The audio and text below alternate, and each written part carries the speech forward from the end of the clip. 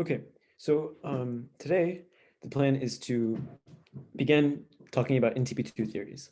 So the plan really for the rest of the class is that we're going to start branching off into the different model-theoretic tree properties, sort of seeing the ways in which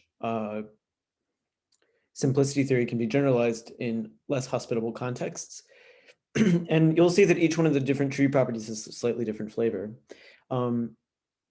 This first section is going to be about NTP2, and we're going to focus on two theorems. The first, which sounds somehow not interesting, is just that like TP2 is always witnessed by a formula in a single free variable, which is not obvious, right? You write down this formula, which involves a formula and some tuples that have certain configuration, blah, blah, blah. There's no reason to believe that that should happen just in one variable. Maybe you need 2 or 3, 4 variables to see it in a particular structure. So we'll prove something like that, and that involves some combinatorics. And this is mostly just to get used to playing around with indiscernible arrays. But then starting on Friday, we will prove something called the Broom lemma and use this to prove that forking equals dividing over models in an NTP2 theory, which is I don't know, it's like one of the maybe 2 important results in NTP2 theories, 2 most important results. So that's where we're headed. But let's just remind ourselves the definition. So TP2.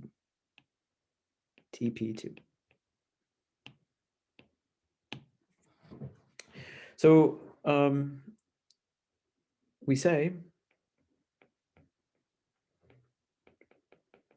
phi xy has TP2, which is the tree property of the second kind, if there is an array aij, I and j less than omega, and k less than omega, such that 2 things happen. So the first one says that whenever I take a function which goes from omega to omega, and I use that function to tell me which element to pick out of each row, that gives me something consistent.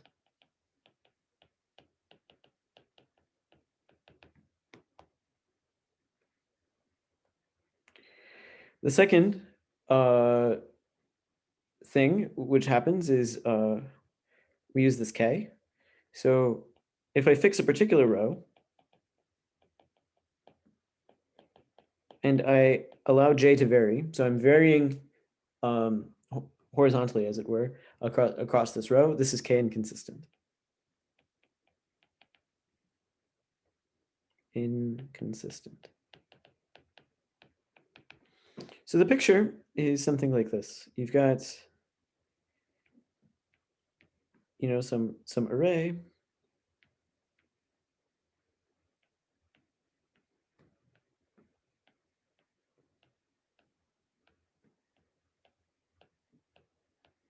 And what you're told is that any way you pick of snaking through this array, choosing one thing out of each row, according to the function f, that'll give you something consistent.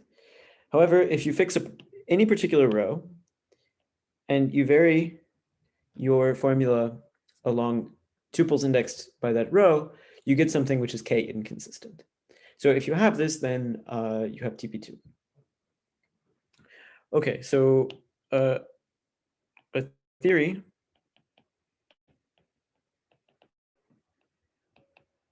is called NTP2 if no formula has TP2 modulo T. Okay, so this is our definition. And we talked about this before. I mean, we proved long ago that if you're not simple, then you're not simple for one of 2 distinct reasons. Either you have TP1 or you have TP2. And we played with this property a little bit when we were playing with trees. So I'm going to remind you also of the following definition, which we discussed in that proof, which is that of a mutually indiscernible array. So we say A alpha I, alpha less than kappa, I less than omega, I'm writing it this way because these are the index sets we will often care about, although you can figure out how to generalize this concept. We say that this is a mutually indiscernible array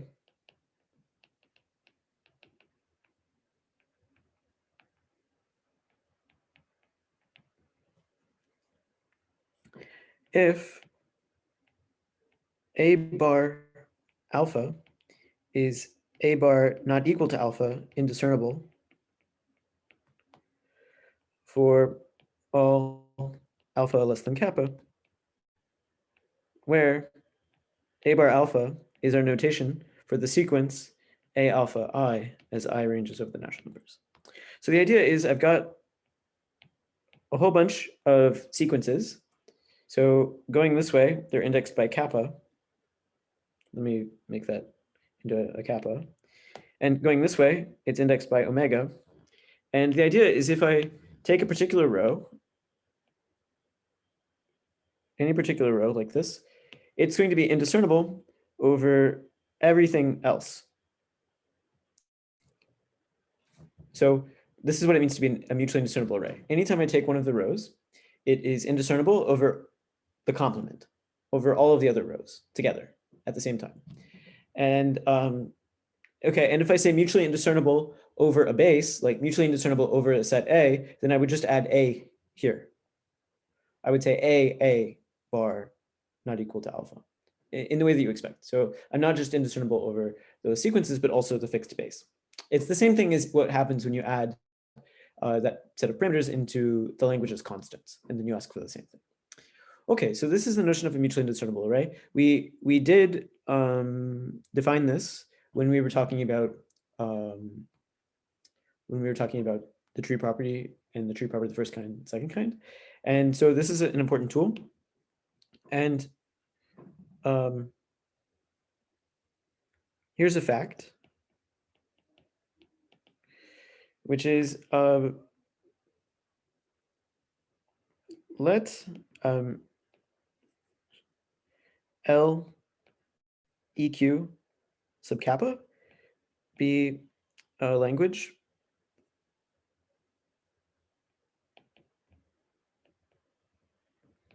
with E. So this is some binary relation less than. So this is also a binary relation. And we'll add kappa many predicates. So alpha less than kappa. So consider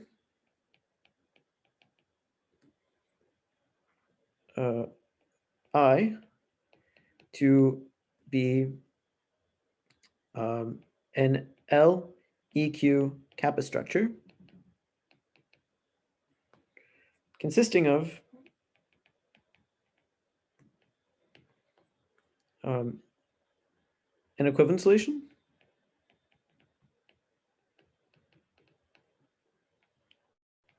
with kappa many classes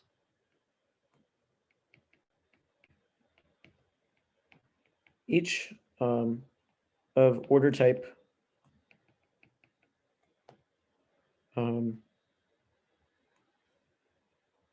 omega ordered by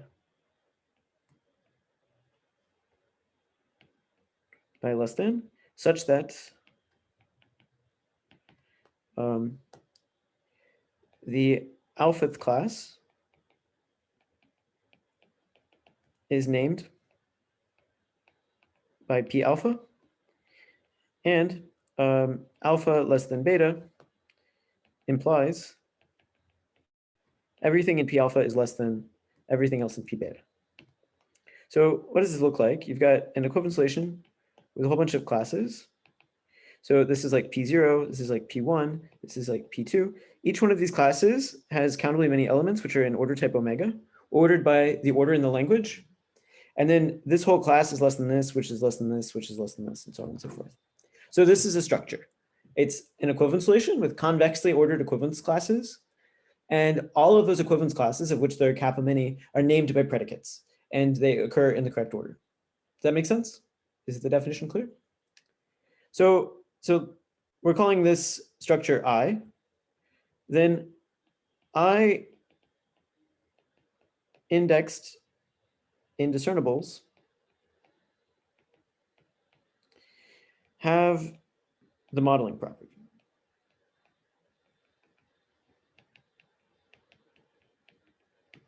So it makes sense to take things which are locally based on mutually indiscernible arrays. And what is an I-indexed indiscernible? It's of course just a mutually indiscernible array, right? Because if you take two things that have the same order type living in the same equivalence class, then of course they're named by some predicate. They have to live in the same class, but they have the same quantifier free type over everything else. So it's easy to see that something indexed by this structure is exactly the mutually indiscernible array that we were talking about before. Is that clear?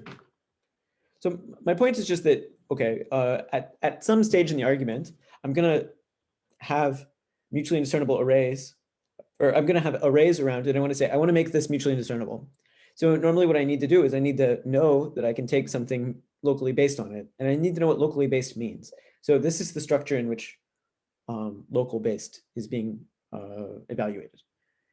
Okay, so this is just sort of technical background about mutually indiscernible arrays. Now, let's come to the central definition of today. So that is definition of an INP pattern. So suppose P is a possibly partial type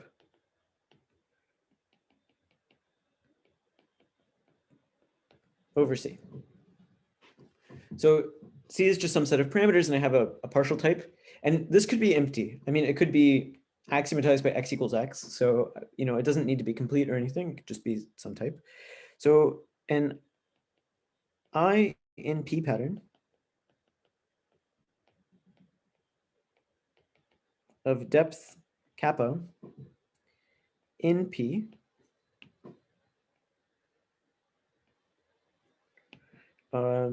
is given by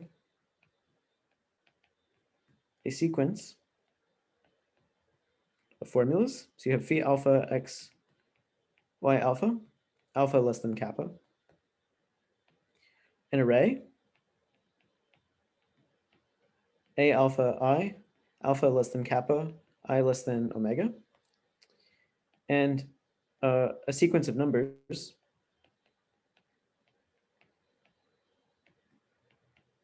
k alpha, alpha less than kappa, such that,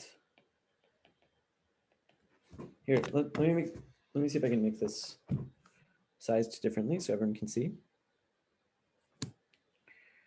So it's an INP pattern of depth kappa is all this such that two things happen, and you can sort of guess.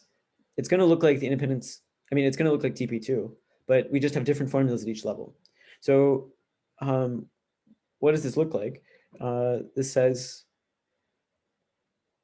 phi, well, let me give the quantification first. So for every function which goes from kappa to omega, if I look at phi alpha x a alpha f alpha, alpha less than kappa, this is consistent. And two, for every alpha less than kappa, if I look at phi alpha x a alpha I, as I ranges over the natural numbers, this is k alpha inconsistent.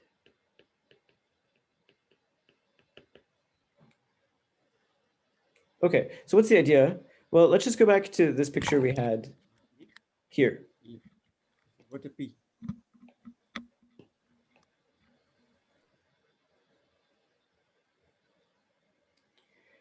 So before we had one formula and a big array indexed by omega times omega. Now we've got an even taller array where going this way, we're indexed by kappa.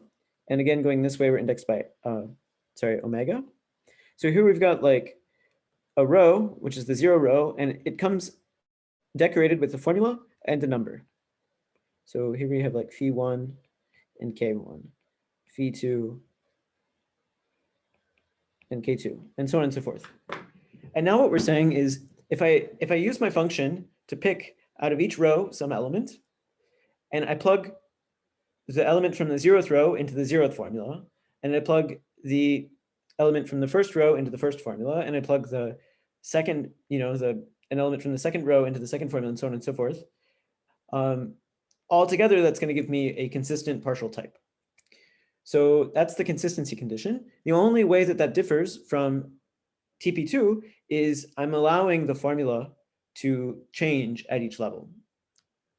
The second thing that's different is now if I fix a row, like some alpha here, and I vary horizontally, I again get something which is inconsistent, but now how much inconsistency I expect can depend on the row.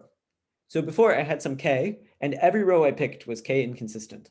But now, maybe the first row is 2 inconsistent, but the 100th row is just 6 inconsistent or something. So it can change. Okay. Nick, So, yes. you forgot the part of inside P. Oh, thank you. I forgot to say P. And you're right. Here, what I meant to say is P union. This is consistent. Thank you, thank you, thank you. Yeah, so what I was defining is just the definition of an INP pattern without P. So this is, but I was supposed to define it in P, and that'll be important for what we do. So it's this. So it should be consistent modulo P, like in P, relative to P. Thank you. Okay, is this clear? So here's an observation. So T has TP2 if and only if there is an I in P pattern of depth T plus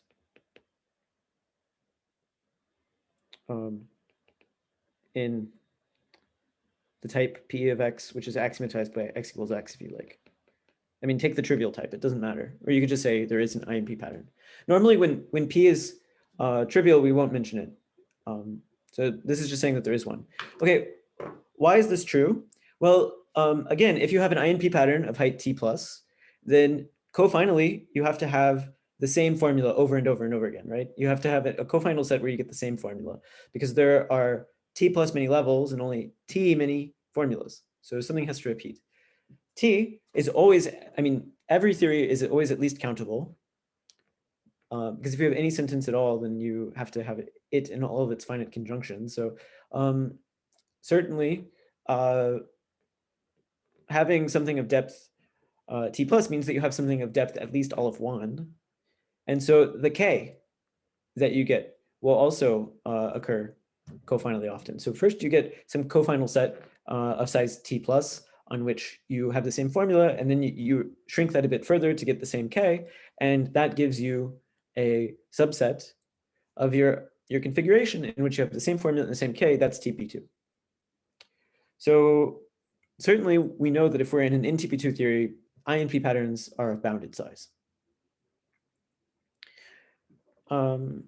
Great. Okay, and then this leads us to the following lemma. And this lemma should remind you a little bit of the basic characterization of dividing for reasons that I'll explain. So let's see what it says. So the following, well, okay, let's say it this way. Let P of X be a partial type over C. Then, okay, 1. Well, let me say the following are equivalent.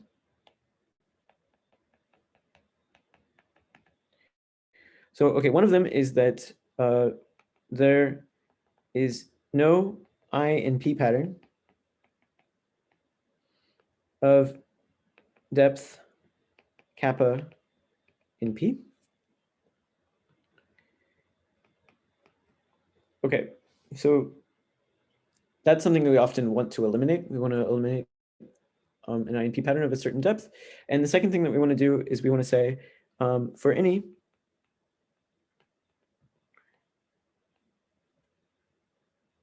mutually indiscernible array A alpha I, alpha less than kappa, I less than omega over C. And realization B of P, there is some alpha less than kappa and A bar prime alpha, which has the same type over C A alpha 0 as A bar alpha, such that A bar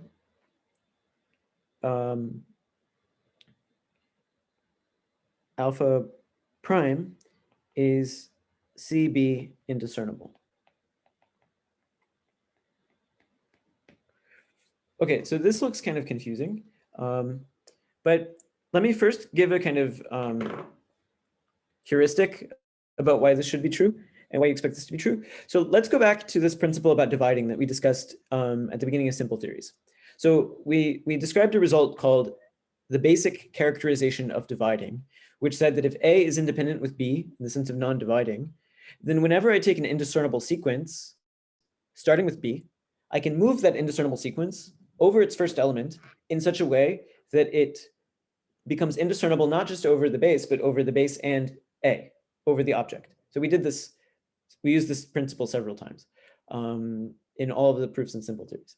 So what was the idea there? The idea there was, well, if the type of A over CB does not fork, or doesn't divide, let's say, then if I take the union along some indiscernible sequence, that has to be consistent. Because otherwise, by compactness, you'd find some formula which was inconsistent along that. So the thought is, if I can't make my type consistent across an indiscernible array, that should say that I divide with respect to that indiscernible array. So what happens if you have some mutually indiscernible array and the type of B divides with respect to each row? Well, that means that you're going to have inconsistency along each row.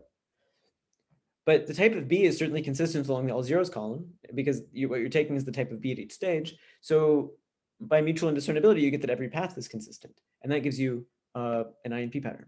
So it's really just the same idea as the basic characterization of dividing. But now, instead of quantifying over all indiscernible sequences, we're just worried about a certain family of indiscernible sequences that appear in a mutually indiscernible array. So let's see how this works. So, but I guess first I should draw a picture. Let's say you've got your mutually indiscernible array. So you've got a mutually indiscernible array of height kappa. Here we've got omega. And what we want to do is we want to find some alpha. So we've got our B out here. Let's make it colored. So we've got our B out here, and we find some alpha. So that if I move alpha, preserving the first element, then it becomes indiscernible over B. Okay, that's the idea. Okay, so what should we do first? I guess we should do 2 implies 1 first.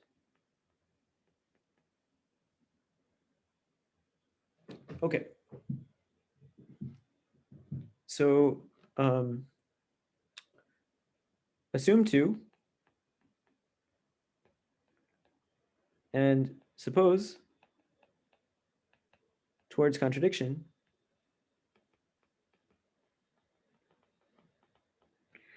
we are given an INP pattern phi alpha less than kappa A alpha I, okay, alpha less than kappa I less than omega, and K alpha less than kappa of depth kappa in P. Oops.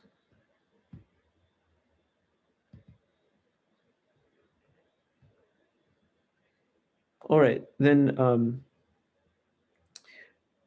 we may assume A alpha I, alpha less than kappa, I less than omega, is mutually indiscernible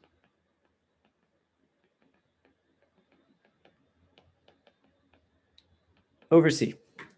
Why? Well, the quantifier free types in the language that we've described above will encode that every path through this, snaking through this array is consistent, and every row is k alpha inconsistent for some alpha. So if you replace the given array with something locally based on it, that will still preserve the property. So with respect to these new parameters, if you replace the A alpha i's with A prime alpha i's, which are coming from something mutually indiscernible over C and locally based on the sequence given, that will still witness the requisite properties. So just replacing the given array with a mutually indiscernible array locally based on it, we still have that it witnesses the property. So we might as well assume that the tuples we were given were mutually indiscernible over C. So we'll do that. So now we're in a position to use 2. So by 2, so let's say next, like let B be a realization of P union phi alpha x A alpha 0. So alpha ranges over kappa. So we've got our array. We've got some B out here. And what we've done is we have used B to realize the all zeros column here. Okay, so by 2, oops.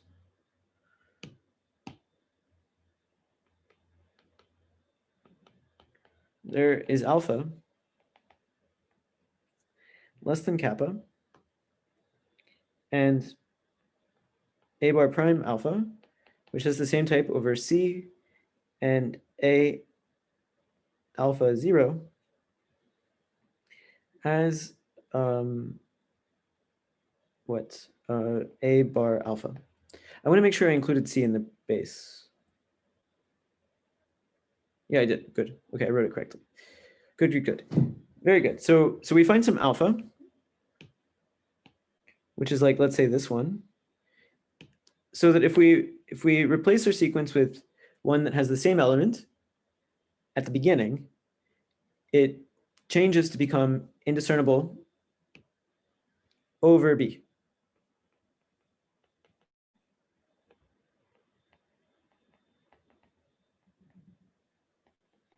And the base. Okay, so far so good. So since B realizes this formula,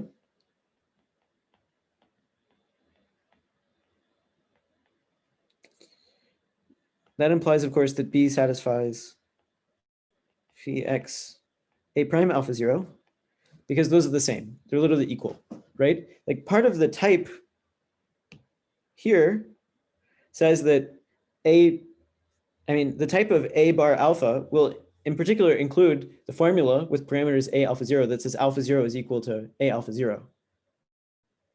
So that has to be true of the other sequence. So the other sequence is the same starting point.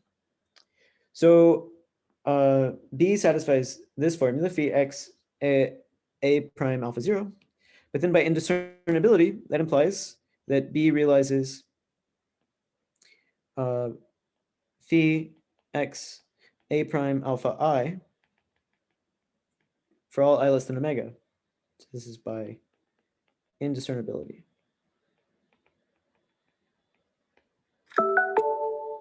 But the fact that A bar alpha prime has the same type over C as A bar alpha, I mean, I could write it over CB, it doesn't matter, implies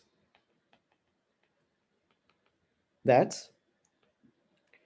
oh, sorry, I should have an alpha in the subscript.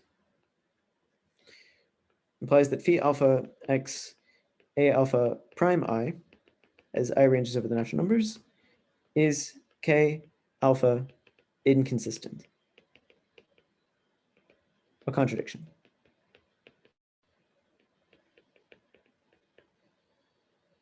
Okay, so we shifted our type to something else that had the same type. So when we did that, of course, we didn't change the fact that that new row is also going to be k inconsistent when I move my formula along it, because that's something encoded by the type. So that's a problem, right? If we move our sequence to be CB indiscernible, then because B satisfied the first element, it has to satisfy the second and the third and the fourth and the fifth. That's what indiscernibility over B says. But the fact that it still has the same type as the original sequence says that that row is inconsistent. So we've realized an inconsistent row, and that's a contradiction. So that says that this direction is not possible. So it proves this direction. So 2 implies 1. So if you can always move some sequence to become indiscernible over, you know, an element realizing your type, then it follows that you can eradicate all depth kappa INP patterns. Such things do not exist. Okay, so now let's go the other direction. So now that was 2 implies 1, so we want to do 1 implies 2. So so let's assume 2 fails.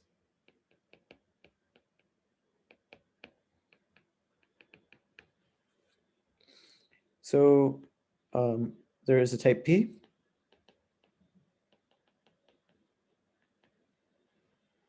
Well, okay, actually, we don't need to do it by contradiction. We can just do it directly, I think. So let's just assume 1. There's no INP pattern of depth kappa in our type. So, suppose we're given P, a partial type over C, and a mutually indiscernible array.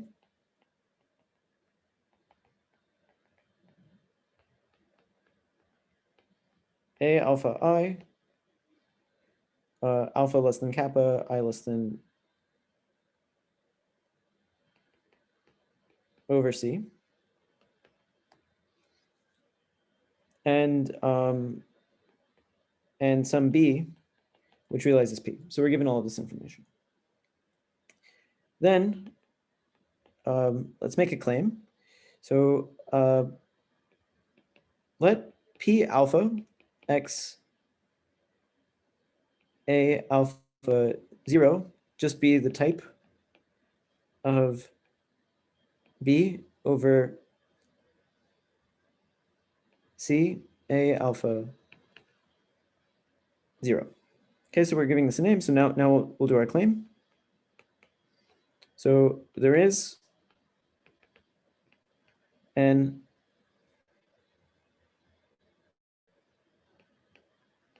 alpha less than kappa such that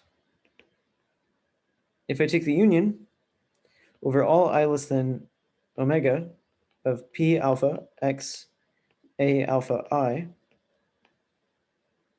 so this is like I'm taking the union of this type across the row. This is consistent.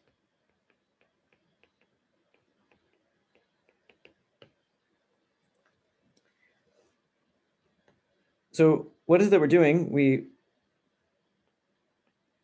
have our array, and we have some B. And what we do is we look at each row, and we look at the type of B over the first element in that row. That's A alpha 0. And then what we're looking for is some particular row where I can take the union of the type as I replace the parameter with other elements of the row. Like I want to find some row which is consistent for the type of B. Okay, so suppose that you can't find, suppose the claim is false.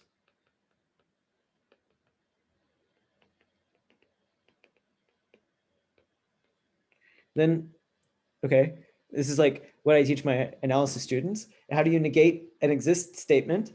you get a for all statement. So if the statement is false, then for every alpha, this union is inconsistent. So for every alpha less than kappa,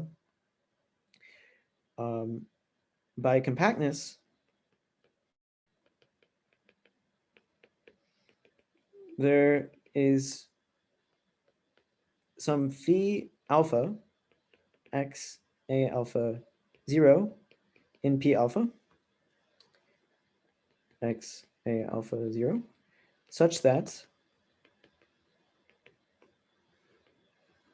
phi alpha x a alpha I less than omega is inconsistent. Right? So if I look at the union of p alpha as I vary the tuples from a alpha I as I varies, if that's inconsistent, then there must be some finite piece which is inconsistent. That comes from a single formula. So I can find a formula in p alpha such that that gives me my inconsistency. This comes from compactness.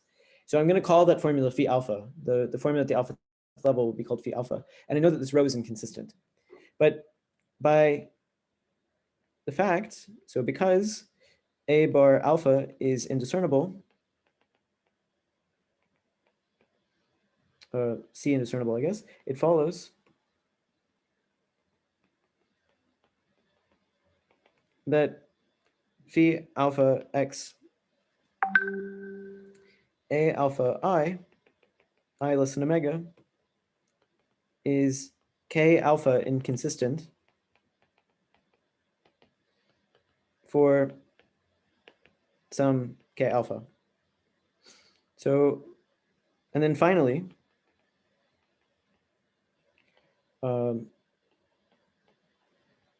because B certainly realizes the union over all alpha less than kappa of p alpha x a alpha 0, namely each one of these types is the type of B. So of course B realizes this union. And the fact that a alpha I is mutually indiscernible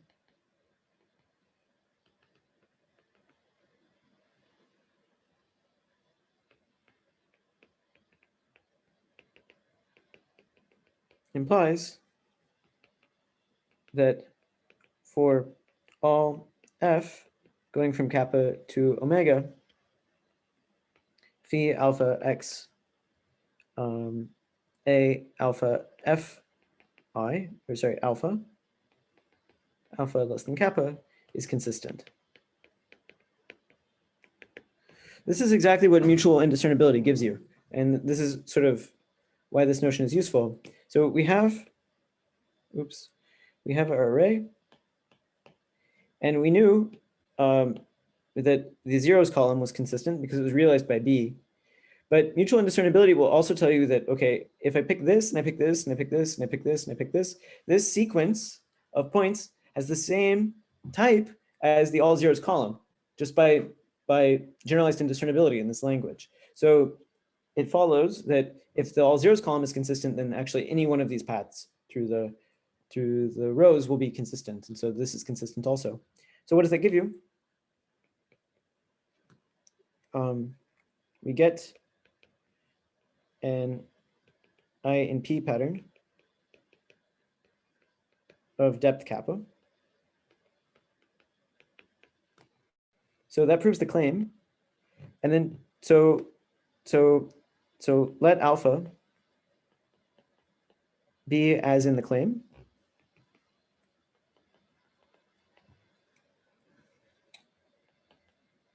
Then take B star, which is a realization of the union over all I less than alpha, P alpha x a alpha I,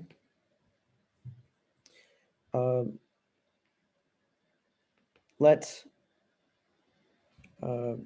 a bar prime alpha be a realization, well, let's make it a CB indiscernible sequence, CB star indiscernible sequence.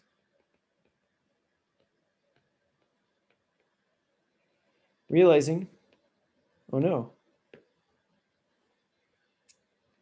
It appears that my Apple Pen is dead.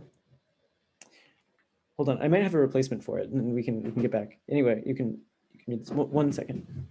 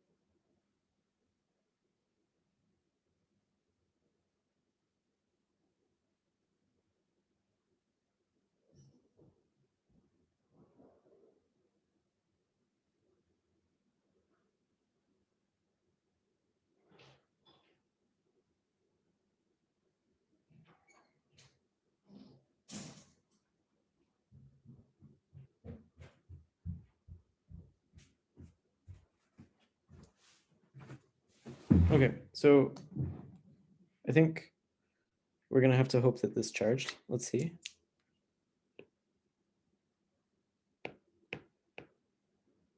Okay, it did, but now there's a long lag. So let's try to fix this. Normally this is solved just by stopping sharing and then starting again.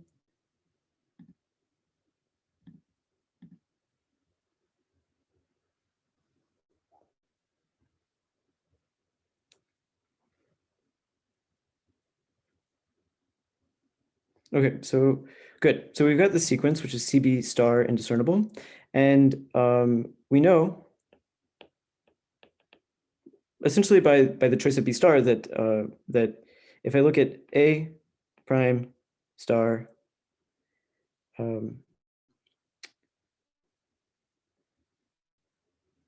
sorry, let me say it this way. If I look at A prime alpha 0, this is the same type over CB, over C with B as star, okay, as A alpha 0 does with B. So by an automorphism,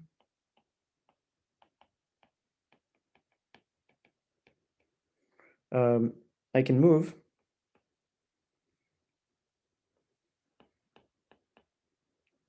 to assume that B star equals B and A prime alpha 0 equals A alpha 0. So if I do that, then what do I get? I get some different indiscernible sequence that starts at A alpha 0, but which is now B indiscernible, CB indiscernible, and that's what we wanted. Okay, very good. So that's the useful construction. And now let's just prove the theorem, which is very easy from that point. So I'll just say this is something that Artem did in his thesis. So suppose there is an INP pattern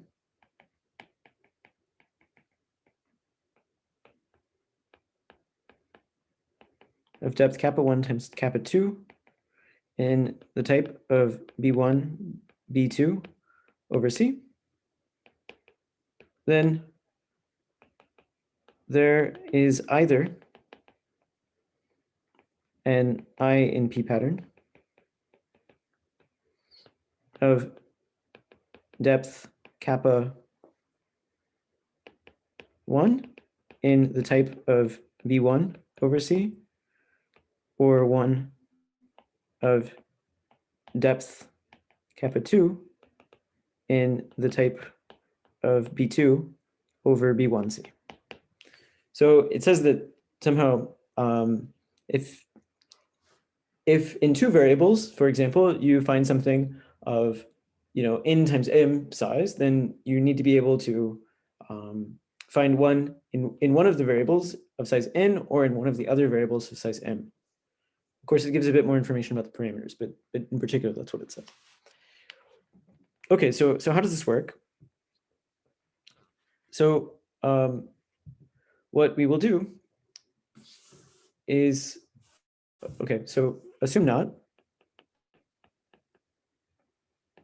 and we'll use the lemma that we just used. So I know we only have 3 minutes, so I think we'll do it very quickly.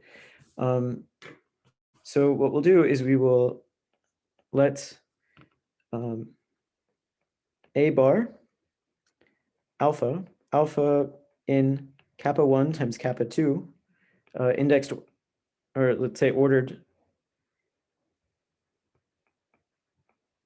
lexicographically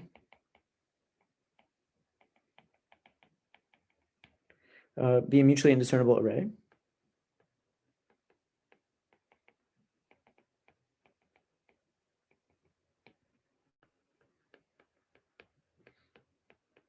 over C. And what we'll do is, by induction, on alpha less than kappa 1, we will choose a bar prime alpha and some beta alpha in kappa 2 such that a few things happen. So the first one is that a bar prime alpha is indiscernible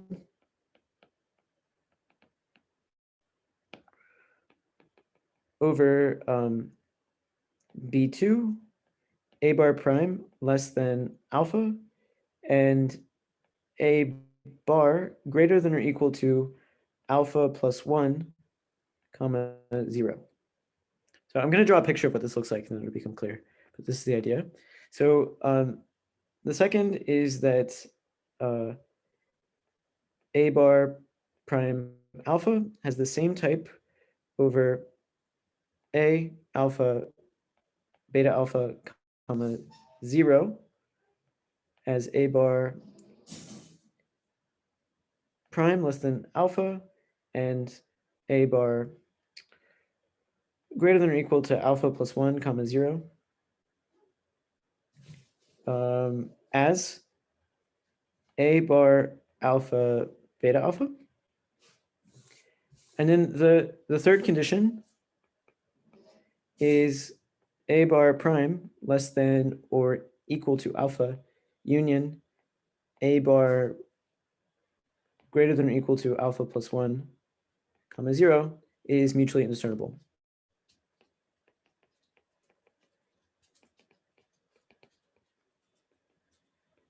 Oh, and maybe let's just say without loss of generality, C is the empty set, because we could always name it as constants. So it's just, let's assume that C is the empty set, because we could just name it as constants, and then we just don't need it in our notation.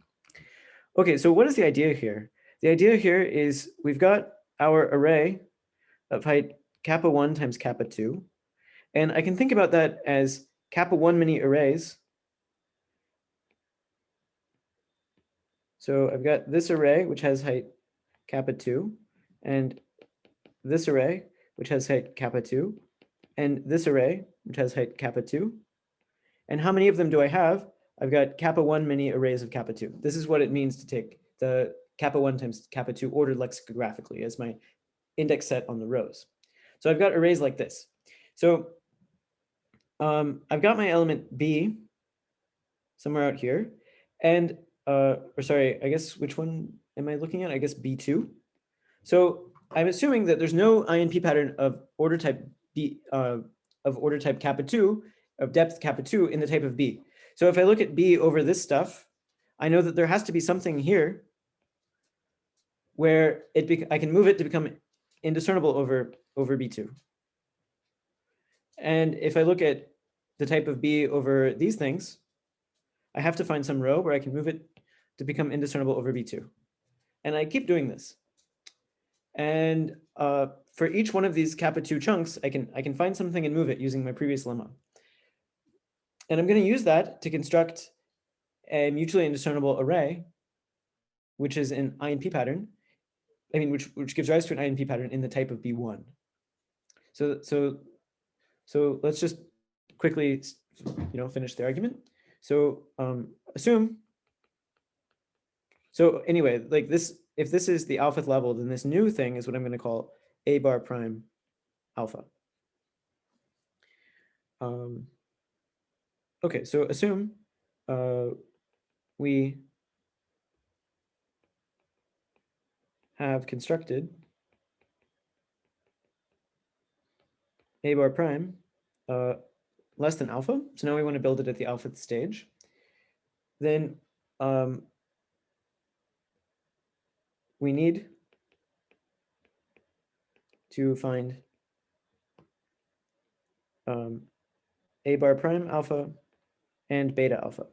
So this was like the beta alpha level. So how does this go? Well, what we're going to do is we're going to let D be A bar prime less than alpha and A bar greater than or equal to alpha plus 1 comma 0. So to sort of like if we're zooming in on this, we look at everything below that we've built so far, all the purple stuff that we've built so far.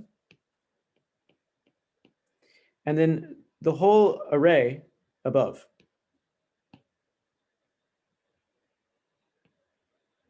So the union of this stuff and this stuff is what we're calling D. And then in the type of B2 over D, there is no INP pattern of depth kappa 2 by assumption. So there is some beta alpha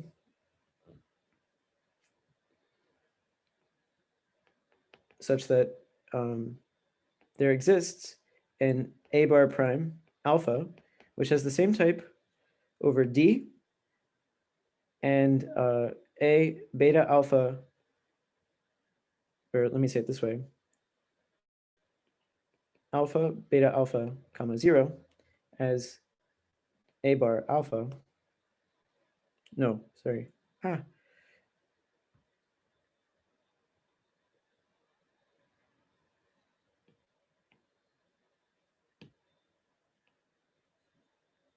But yeah, it should be alpha beta alpha. Okay, which is what? Which is D B2 indiscernible. Great. Okay, so that gives us everything that we want, and then we extract. So extract a mutually indiscernible array from what you've constructed so far. So that's A bar less than or equal to alpha union, sorry, A bar prime. Okay. By an automorphism. Or sorry, by local basicness. So this you can do. So now, because there is no mutually indiscernible, sorry, there's no INP pattern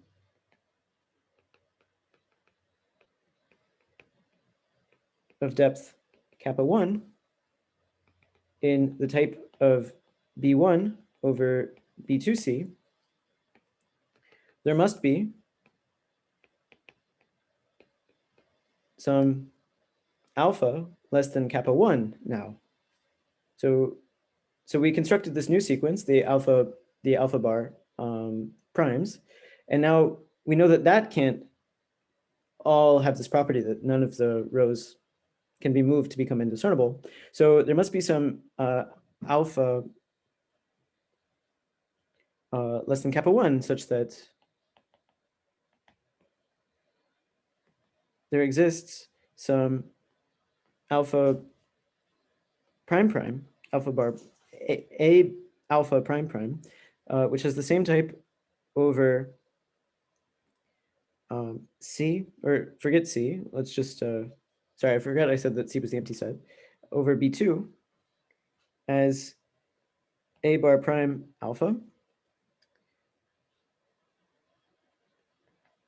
and A prime alpha comma 0, such that A bar prime alpha is B1, B2 indiscernible. But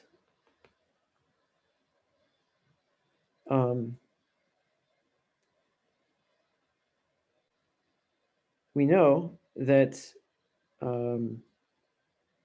A bar prime alpha has the same type over A